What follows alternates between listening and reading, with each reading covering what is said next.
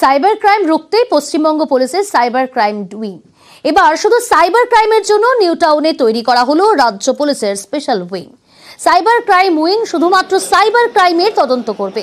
কোনো ব্যক্তি যদি সাইবার প্রতারণার শিকার হন, তারা 1930 এই হেল্পলাইন নম্বরে কল করে সেই কথা জানালে 5 মিনিটের মধ্যেই ব্যাংক অ্যাকাউন্ট ব্লক করে দেবে সাইবার ক্রাইম শাখা।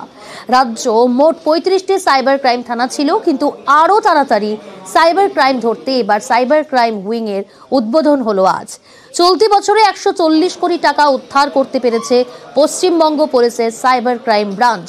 সাইবার ক্রাইম উইং এর মাথায় রয়েছেন এডিজি, পরেই রয়েছেন 3 জন ডিআইজি সহ মোট 200 জন পুলিশ কর্মী।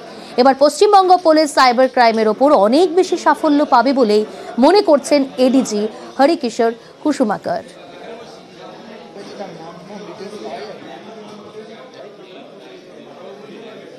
পশ্চিমবঙ্গ সরকার পক্ষ থেকে একটা নতুন উদ্যোগ নেওয়া হয়েছে। উইদিন ওয়েস্ট বেঙ্গল পুলিশ একটা সাইবার ক্রাইম উইং, নতুন একটা উইং তৈরি হয়েছে।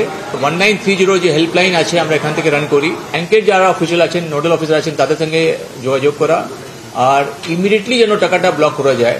ব্যাংকিং সিস্টেমের মধ্যে আমরা চেষ্টা করে এটাকে আটকানোর চেষ্টা করছি। ভিকটিম যদি থাকেন, যত উনি তাড়াতাড়ি কমপ্লেন করুন আমাদেরকে, তত তাড়াতাড়ি আমরা এটা অ্যাকশন নিতে পারবো আর এখানে আমরা টাকাটা আটকাতে পারবো।